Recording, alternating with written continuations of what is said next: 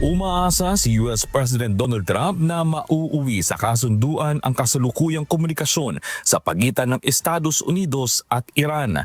Ayon kay Trump, may major points of agreement naman ang dalawang panig at naniniwala siyang nais na rin ng Iran ang kapayapaan, dahilan upang magbigay siya ng panibagong pagkakataon para sa diplomasya.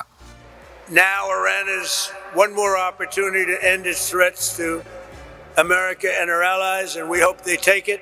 Samantala, batay sa mga ulat, kinumpirma na isang senior Iranian Foreign Ministry official na nakatanggap sila ng mga panukala mula sa US sa pamamagitan ng mediators.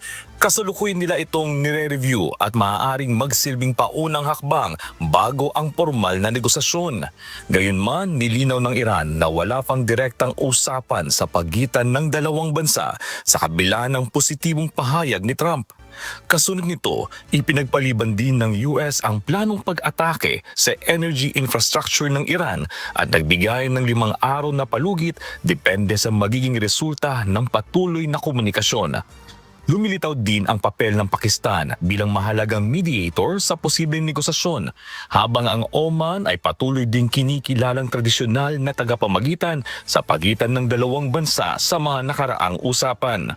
Sa kabila ng mga senyales ng diplomasya, nananatiling hindi malinaw ang magiging anyo ng anumang kasunduan, kabilang na ang usapin sa nuclear program ng Iran na matagal nang pinagtatalunan ng dalawang panig.